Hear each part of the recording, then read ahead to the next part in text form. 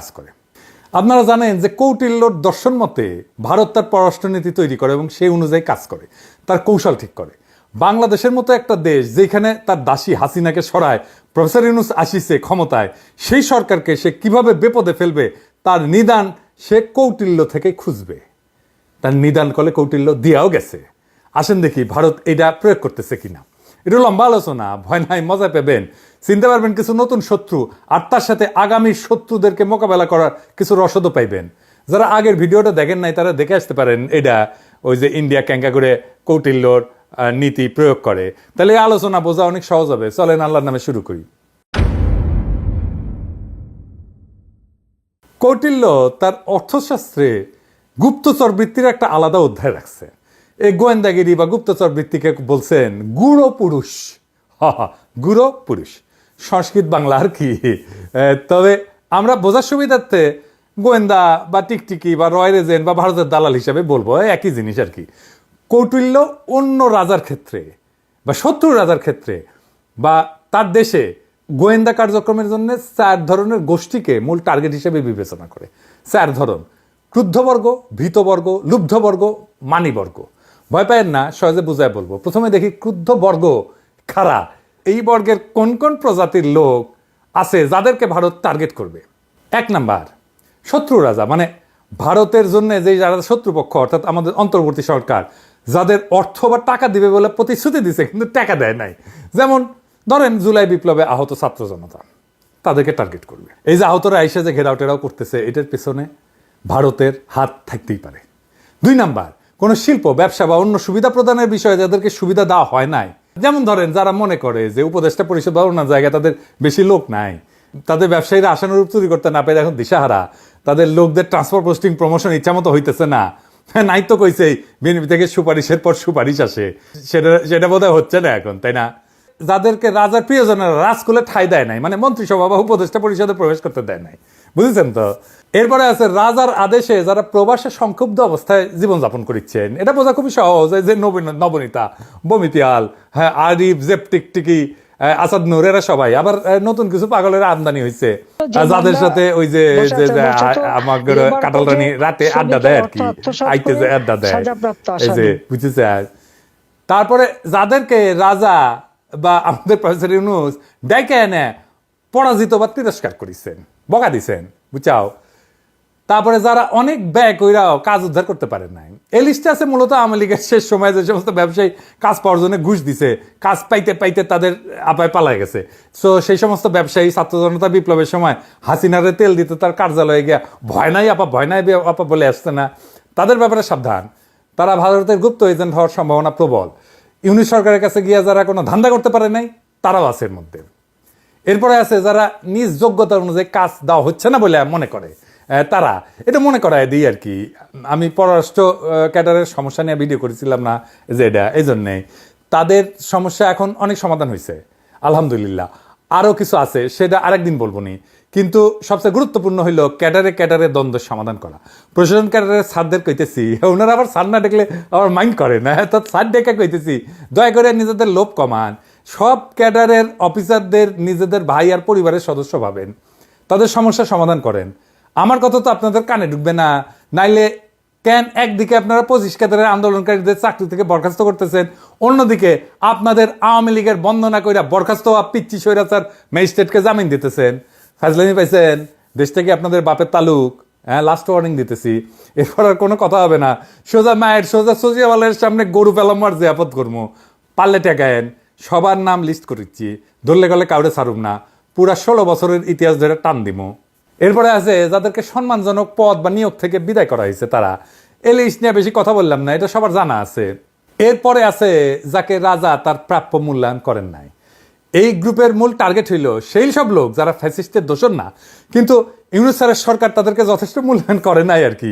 এই তালিকা কিন্তু অনেক বড়। যেমন ধরেন কথা কামাল, এই তালিকার লোক কলে বুঝি চাও, ওর পিছে কলে ইন্ডিয়া লাইন দেবে। এখন ইন্ডিয়ার কাছে অলরেডি সেল হয়ে গেছে কিনা ওটা উই করবে পারবে। আর তারপরে আছে যার স্ত্রীকে শত্রু রাজার কেউ করিছে। হ্যাঁ ভাই, আমি কেউ কিছু করি নাই, আমি কিছু করেছি নাকি পেজে যা উত্তর টুত্তর দেই আর কি। আপনার ওইটা আপনার অন্দরমহলে গর্ব সঞ্চার করেছে, কেস খলে জটিল লাগিচ্ছে, বুঝছাও। এরপরে হইতেছে যাদেরকে কারারুদ্ধ করা হয়েছে তারাও এই গোত্রে যোগ দিবে। দেখেন এখন জেল থেকে যারা সিরকুট লেখে, ফেসবুকে স্ট্যাটাস দেয়, এই গ্রুপকে ভারত এখন অ্যাক্টিভ করতেছে। তাই আমাদের এদের বিষয়ে সাবধান থাকতে হবে।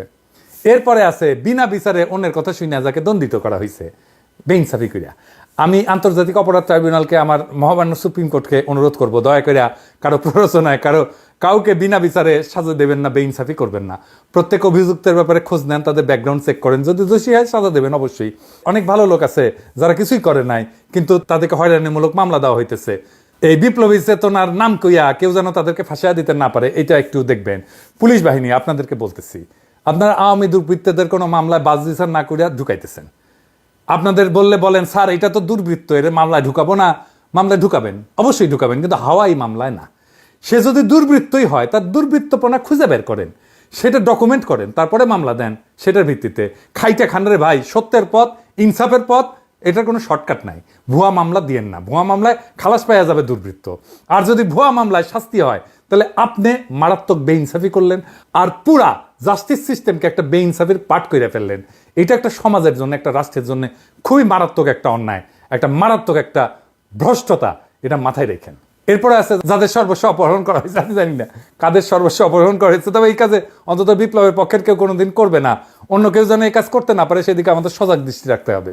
আর হইতেছে যাদের পরিবারকে স্বদেশ হইতে নিষ্কৃত করা হয়েছে, এই কাজে যোগ দিবে আওয়ামী লীগের সেই নেতাদের পরিবারের সদস্যরা যাদের কুকর্মের কারণে জনগণের দৌড়ানি খেয়েছে, দেশ ছেড়ে ভাগছে। তাদের জায়গায় তাদের প্রক্সি এজেন্ট হিসেবে কাজ করবে তাদের পরিবারের সদস্যরা বা পলাতক সদস্যরা। তো কৌটিল্য মতে এই গোত্রের লোকদের ভারত যে একটা কথা বলবে, কি বলবে জানেন? সে বলবে যে প্রমত্ত হাতি যেমন সামনে জাপায় তাই নষ্ট করে, তেমনি এই অন্ধ রাজা মানে প্রফেসর ইউনূস রাজনীতি করার যোগ্যতা হারাইছেন। অজ্ঞ মন্ত্রীদের দ্বারা পরিচালিত এই রাজা মানে প্রফেসর ইউনূসের সরকার সবাইকে শেষ করে দেওয়ার জন্যই উদ্যত হয়েছে। এই বইলা ভারতের গোয়েন্দারা বলবে যে এই রাজার প্রতি আপনারা অনাস্থা তৈরি করেন, না হলে এই রাজা মানে প্রফেসর ইউনূসের সরকার আপনাদের ক্ষতি করবে। এখন কি আপনারা এই ক্যাম্পেইন, প্রফেসর ইউনূসের ক্যাম্পেইনের সাথে এই কথাগুলোর মিল খুঁজে পান? কাদের সাথে ভারতের এনগেজমেন্ট হয়েছে বুঝতে পারবেন এখন আমার কথার সাথে মিল করে করে যদি খুঁজেন, তাহলেই বুঝবেন কার সাথে ভারতের এনগেজমেন্ট হয়ে গেছে। এরপরে আছে ভীতবর্গ। আসেন দেখি এই ভীতবর্গ কারা। কৌটিল্য মতে এই গোত্রেও কয়েক ধরনের লোক যুক্ত হবে। এক নাম্বার হইতেছে যে ব্যক্তি নৃশংস কর্ম করিয়া নিজেকে দূষিত করছেন। এদের চেনা খুব সহজ, এরা আওয়ামী লীগের ফ্যাসিবাদের দালাল, পুলিশ প্রশাসন, সামরিক বাহিনীর সদস্যরা, ডিজিএফআই, তারপরে এনএসআই, তারপরে বিজেপি, তারপরে ধরেন আওয়ামী যুবলীগের গুন্ডারা। এরা ভারতের দালালের মতো এই দেশের ক্ষতি করার চেষ্টা করবে যেন প্রফেসর ইউনূসের সরকার ব্যর্থ হয়। এরপরে আছে যে ব্যক্তি ভারতের শত্রু রাজার দ্বারা অত্যাচারের শিকার হয়েছে, মানে যে সমস্ত জেলবাসী, হ্যাঁ ভারতবাসী এবং প্রবাসী আওয়ামী দালাল আছে যারা দেশে ফিরতে পারতেছে না, তারা সবাই ওই গোত্রের আওতায় আসবে। এরপরে আছে যে ব্যক্তির পাপ কর্ম প্রকাশ করা হয়েছে। এই তালিকা করলে অনেক বড়, যাদের পাপ প্রকাশিত হয়েছে তারা সবাই এই শত্রু গোত্রে পড়বে। 5ই আগস্টের পরে এদের বিষয়ে আরো তথ্য প্রকাশ করা দরকার ছিল, তাই এই তালিকায় সবাইকে চোখে চোখে রাখতে হবে। এই তালিকায় যারা আছে, যাদের তথ্য প্রকাশিত হচ্ছে, আমার কাছে টেরাবাইটের পর টেরাবাইট ডাটা আছে। কোনো অলিগার, কোনো ব্যবসায়ী প্রফেসর ইউনূসের সরকারকে বেকায়দা ফেলার কাজ করলে তাকে করলে ধরবো, ওইটা দিয়ে আজ আমার ক্ষুদ্র ভ্রাতার ভগিনীরা কবে দাদা আজ কোনো বিশেষ ক্লিপ শোনাবেন না? শোনামো খুশি করে দেবনি এপিসোডের শেষে। যাই হোক, আসেন আলাপে আসি। এরপরে আছে তারা যে ব্যক্তি সমান অপরাধকারীকে সাজাপ্রাপ্ত হইতে দেখছে এবং ভীত যে তার মনে সে মনে করতেছে আমারও তো এই সাজাটা হবে। এই তালিকায় কারা থাকতে পারে জানেন? যাদের ধরা হয়েছে এবং তারা একই অপরাধ করেছে। ধরেন এমপি ধরা হয়েছে, হাসিনার এমপি, 900 ভোটের এমপি। এখন 900 ভোটের এমপি যারা আছে তারা সবাই এই তালিকার যাবে। আর আন্তর্জাতিক অপরাধ ট্রাইব্যুনাল থেকে রায় যখন আসা শুরু হবে, কার্যকর হওয়া শুরু হবে, তখন এই তালিকা বড় হবে।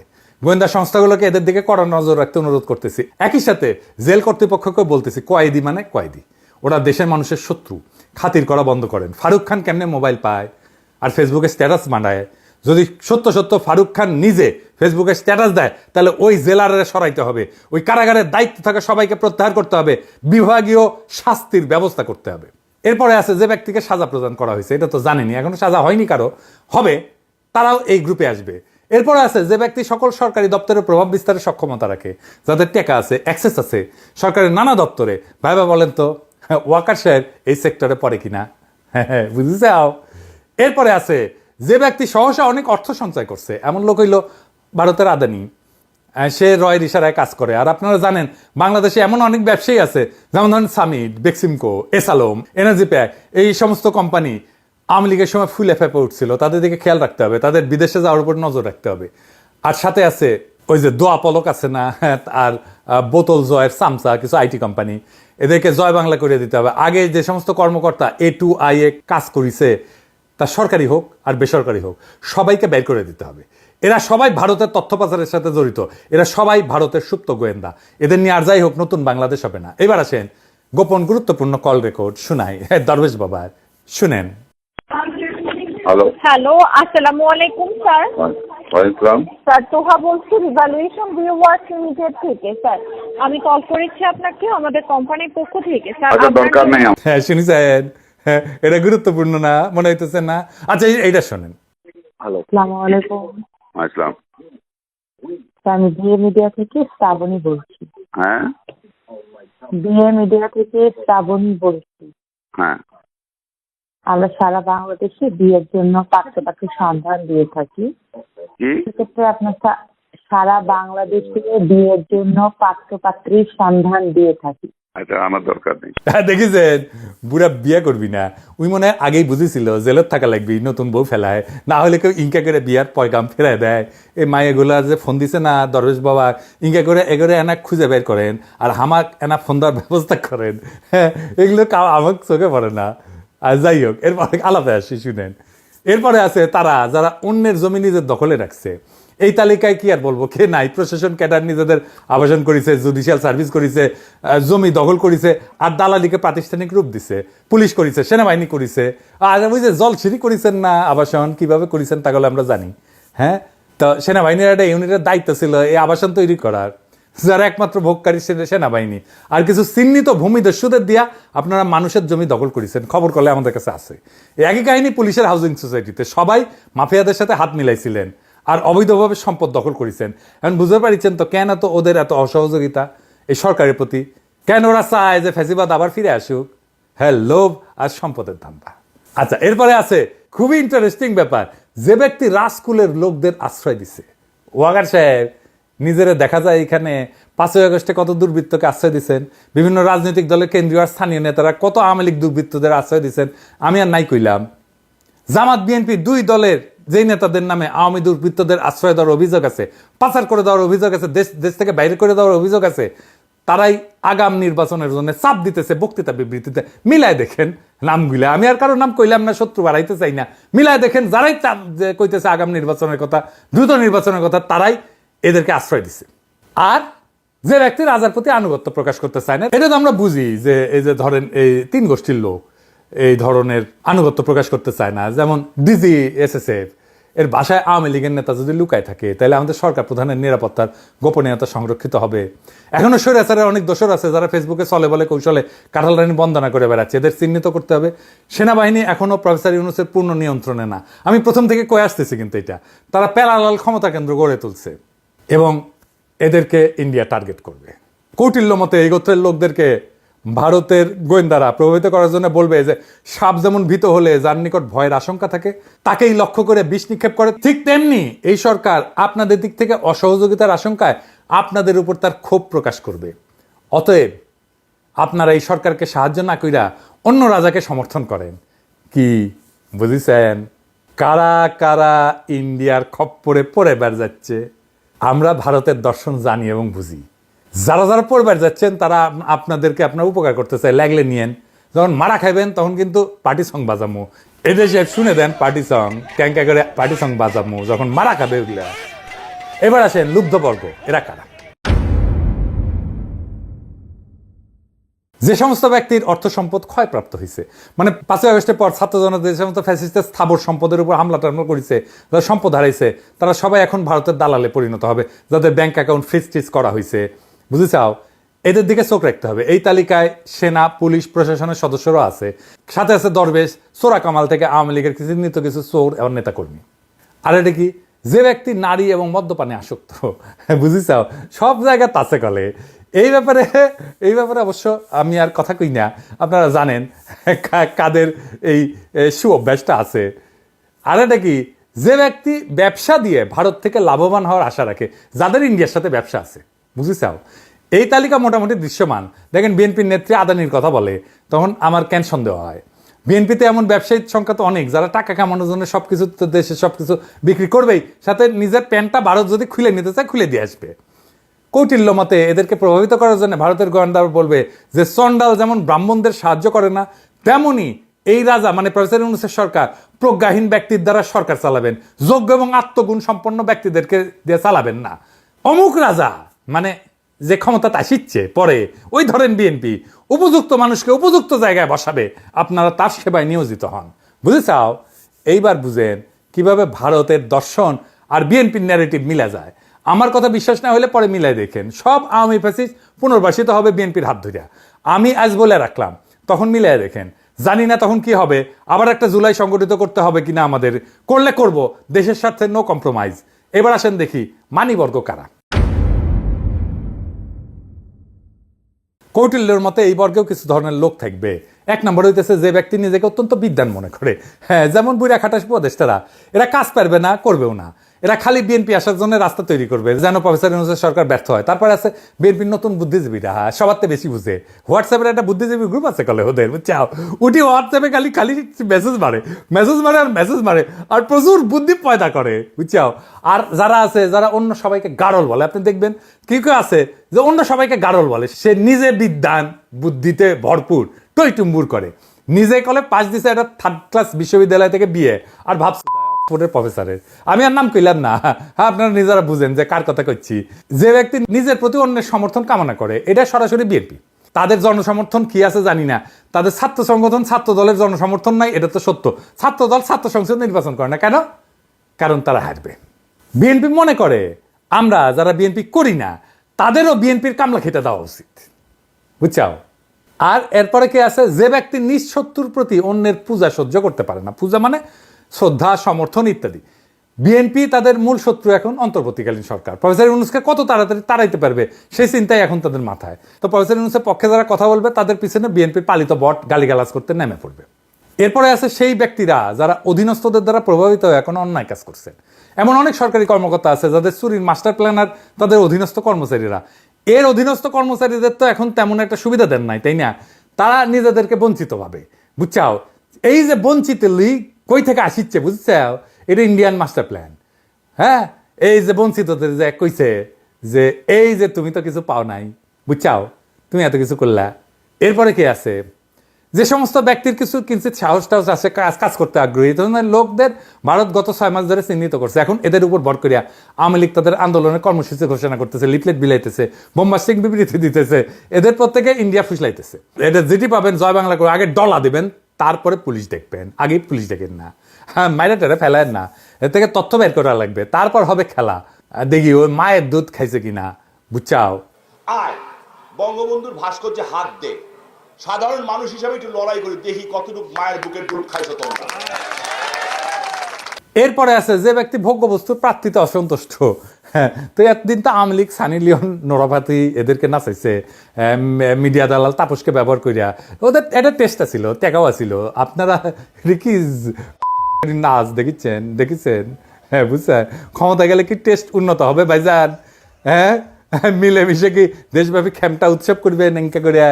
তো কৌটিল্য কইছে যে এই গোত্রের লোকদেরকে ভারতের গোয়েন্দা বলবে চন্ডালের আনন্দ চন্ডালি যেমন বুঝে, তেমনি এই নিজ সরকার নিজেদের জন্য উপভোগের ব্যবস্থা করে, নিজেদের রাজনীতি সাজাইতেছে। এরা আপনাদের মতো আর্যদের মানে উচ্চ বংশীয়দের জন্য কিছুই করবে না। হ্যাঁ, অমুক রাজা মানে যে আসবি ক্ষমতা মানে বিএনপি আপনাদের জন্য সঠিক উপভোগের ব্যবস্থা করবি, নোরাফাত থেকে এসে এনে দিবি, আপনারা তার দিকে চলে যান, ব্যাস আর পাইকে বিএনপি লেগে গেল অন্তর্বর্তী সরকারের পিছে, আর মাঝখানে সামে বাড়ি দিয়ে দিল পিনাকিরে। তো ভারতের এই গুপ্তচর বৃত্তির সমাধান কি? আপনারা জানেন তো যে সমাধান দেওয়াটাও আমার একটা কাজ। আমি তো বাঙ্গুয়েলিদের সুশীলদের মতো না যে সমস্যা করবো কিন্তু সমাধান দিতে পারবো না। তো এটারও সমাধান দেবো, মাত্র 3টা সমাধান, বেশি না। প্রথমত, জুলাই বিপ্লবের সকল শহীদের পরিবারকে 1,30,00,000 করে টাকা দিবেন এবং তাদের পরিবারের একজন সদস্যকে সরকারি চাকরি দিবেন। কেন 1,30,00,000 টাকা? আসেন এটা বুঝে দেখি, আমি এটা হিসাব করেছি আর কি। আমাদের পার ক্যাপিটা ইনকাম মানে মাথা পিছু ইনকাম হইতেছে ইউএস ডলারে $2,624। আর আমাদের গড় যে বয়সে যারা শহীদ হয়েছে তাদের গড় বয়স হইতেছে বিলো 25, মানে 25 বছরের নিচে। একজন মানুষ 65 বছর পর্যন্ত আয় রোজগার করতে পারে। তো তাইলে তারা তাদের ফ্যামিলির জন্যে 40 বছর তারা আয় উপার্জন করতো, তাই না? তাহলে 40 বছরে কত হয়? $1,04,960। এটা বাংলা টাকায় কনভার্ট করলে 1,27,00,000 টাকা হয়। তাই কোনোভাবেই 1,27,00,000 টাকার নিচে কোনো কম্পেনসেশন হবে না শহীদ পরিবারে। এইটা ন্যায্যভাবে ইনসাফের সাথে ঠিক করতে হবে। এতে করে ছাত্র জনতা, মানে যারা এই সরকারকে ক্ষমতা বসাইছে, তারা ভারতের কুমন্ত্রণায় বিভ্রান্ত হবে না। সমস্যাটা উনি স্যার বলছেন যে সরকারি আমলারা এই কাজ বাস্তবায়ন করতেছে না, তারা নাকি সহযোগিতা করতেছেন না, যদিও উনি ডিপ্লোম্যাটিক ল্যাঙ্গুয়েজে বলছেন যে আমাদের সাথে ওনাদের কানেকশন হইতেছে না। শুনেন, প্রজেক্ট করতে আমার ভয় লাগে যে কথা বলে ওটা পারি না, তো শেষ পর্যন্ত গিয়ে পৌঁছে না। আপনার কথার আন্তরিকতা তো মানুষ বিশ্বাস করে, আপনার অনুমান অন্তত এটা তো খুবই একটা ইমিডিয়েট এবং প্রায়োরিটির মধ্যে থাকার কথা। এটা কি বিউরোক্রেটিক ট্যাঙ্গলস এর কারণে হচ্ছে? বিউরোক্রেটিক ট্যাঙ্গলস এর মধ্যেই এই কার হাত দিয়ে কিভাবে যাবে, কার কাছ থেকে কোথায় যাবে, এগুলো নিয়ে গোলমাল হচ্ছে, আর কিছু না। তাতে বিউরোক্রেসির কিছু হচ্ছে না, কিন্তু সরকার, আপনার সরকারের বদনাম হচ্ছে। এটা আমাদের সবার সম্মিলিত বদনাম। আমি ব্যুরোক্রেসিকেও দোষ দেবো না, তাদেরও নিয়ম কানুন আছে। আমরা হয়তো সেই নিয়ম কানুন বুঝি না বলে কানেকশনটা ঠিক মতো করতে পারিনি। তো ভাইজান, আমলারা, আপনাদের কত সাহস! আপনারা ছিলেন ফ্যাসিস্টের সবচেয়ে বড় দালাল। আপনারা কেউ কি ফ্যাসিস্টের আমলে কোনো প্রতিবাদ করেছেন? কেউ করেন নাই। আপনারাই তো সবখানে জয় বাংলা বলার মতো হটকারী প্রজ্ঞাপন করেছেন। আপনারাই এখন ছাত্র জনতার সহায়তায় কোনো কাজ করতেছেন না। এই যখন আপনাদের অবস্থা, তখন টাকার সমাধান আমি কয়ে দিচ্ছি। আমি প্রফেসর ইউনূস স্যারের দৃষ্টি আকর্ষণ করে বলতেছি, আপনি একটা মৌখিক নির্দেশনা দেবেন সকল পর্যায়ের সব সরকারি কর্মচারী কর্মকর্তা, আপনি সহ, আগামী 1 মার্চ 2025 তারিখে তাদের একদিনের বেতনের সমপরিমাণ অর্থ জুলাই ফাউন্ডেশনে জমা দেবে, যা জুলাই আগস্ট শহীদের পরিবার এবং আহতদের চিকিৎসা প্রদানে ব্যবহার করা হবে। একই সাথে আগামী বাংলা নববর্ষে যে উৎসব ভাতা পাওয়ার কথা ছিল তা বাতিল কইরা ওই অর্থের সমপরিমাণ অর্থ জুলাই বিপ্লবের শহীদ এবং আহতদের সেবায় খরচ করা হবে। নতুন বাংলাদেশের লড়াকু যোদ্ধারা হাসপাতালে জীবন যুদ্ধ করবে, কাতরাইবে ব্যথায়, আর আপনারা উৎসব করবেন। ঢুকায় দিমু উৎসব, একদম হান্দায় দিমু উৎসব। আমরা দেখব আপনারা কি করেন। যে বা যারা এর বিরুদ্ধে কথা বলবে তাদের নাম আমি আমার নেটওয়ার্ক দিয়ে বাইর করব, তারপর দেখব এত সাহস কোত্থেকে আসে। ছাত্রদের টাকা দেওয়ার সময় যত নিয়ম কানুন, নিজের বেলায় আটি সাটি আর শহীদের বেলায় চিমটি কাটি, তাই না? এখন আমরা দেখব যে কোন ক্যাডার সবার আগে ঘোষণা দেয়। যারা জুলাই বিপ্লবের পক্ষে থাকবে তাদের পক্ষে থাকবে ছাত্র জনতা। দ্বিতীয় সমাধান, সবাইকে ভারতের গুপ্তচর বৃত্তির বিষয়ে ট্রেনিং দেন, সংক্ষিপ্ত ট্রেনিং। আমার অফিসিয়ালি জানালে আমি সাহায্য করতে পারি। তারপর তাদের দিয়া আমরা ফাঁদ তৈরি করব। যারাই কাউকে গোয়েন্দা জালে ফাঁসানোর চেষ্টা করবে তাদের তথ্য আমাদের জানাবেন, না হলে ওরে ওই জায়গায় বাইদা ফেলবেন। তারপর জনগণকে খবর দেবেন। চট্টগ্রামের মতো অনেক গুপ্ত চক্রান্ত ফাঁস করে দেওয়া হবে। ভাবছিলাম কাউরে কিছু বলা লাগবে না, এখন আর এই ছাড় দেওয়া যাবে না। আর ছাত্র ভাইরা, আপনারা এই ভারতের দর্শন আপনাদের সহযোদ্ধাদের জানাইবেন, তাদেরকে এক একটা রণাঙ্গনের সৈনিক হিসেবে গড়ে তুলবেন। আর তোমাদের ডাকে পুরা বাংলাদেশ এক হইছে, অন্য কারো ডাকে ঈদের পরের আন্দোলনে জনগণ এক হয় নাই। তোমরা মানুষের নেতা, তোমাদের শক্তি এই দেশের জনগণ, এটা মাথায় রেখো। 3 নাম্বার, বাংলাদেশের বাজারে ভারতের পণ্য বয়কট করবেন। না পারলে ভারতের পণ্যের আকাশ সমান শুল্ক আরোপ করেন। ভারতের যে কোম্পানি বাংলাদেশের কারখানা করেছে সেসব আমরা সিলগালা করে দেবো, অফিস সিলগালা করে দেবো। ভারতের ক্ষতি হবে তাদের বাৎসরিক 14 বিলিয়ন বাণিজ্যে, যেটা বাংলাদেশ থেকে তারা নিয়ে যায়। আর ভারত যদি পাল্টা শুল্ক বসায়, তাহলে ওই যে 2 বিলিয়ন আমরা রপ্তানি করি, ওইটা পড়বে। দরকার হলে করবো না। এই কাজ বাস্তবায়ন করা খুব সহজ না। এর জন্য আমাদের কমিটেড লোক দরকার, দেশপ্রেমিক জুলাই বিপ্লবের পক্ষের শক্তি দরকার, আমাদের যোগ্য লোক দরকার সবখানে। যোগ্যদের পদায়ন করেন, গোয়েন্দা সংস্থাগুলোকে ঢাইলা সাজান। ফ্যাসিবাদের দোসর আর গুমের সাথে জড়িত যে সমস্ত সেনা এবং পুলিশ সদস্যদের চাকরিতে রাখছেন এখনো, তাদের বাইর করেন। সোশ্যাল মিডিয়া মনিটর করেন। যারাই ভারতের পক্ষে, ফ্যাসিবাদের পক্ষে ইনা বিনা পোজ দেবে তাদের বসায় দেবেন। আর দয়া করে আপনাদের বুড়া উপদেষ্টাগুলোরে এই উপদেষ্টা পরিষদ থেকে বাদ দেন। আপনাদের যে সমস্ত মন্ত্রণালয় আন্ডার পারফর্মিং, তার সবগুলো উপদেষ্টাই কোন রাজনৈতিক দল সাজেস্ট করছিল এটা আমরা জানি। হ্যাঁ, আর কইলাম না, আর কি, সত্যতা বাড়াইতে চাই না, তিক্ততা বাড়াইতে চাই না। ভারত ঢোকা মানেই বিপ্লবের অপমৃত্যু, এইটা আমরা হইতে দেব না। লাগলে আবার লড়াই হবে নব্য ফ্যাসিস্টের বিরুদ্ধে। আমার বাংলাদেশ আর কখনোই ভারতের উপনিবেশে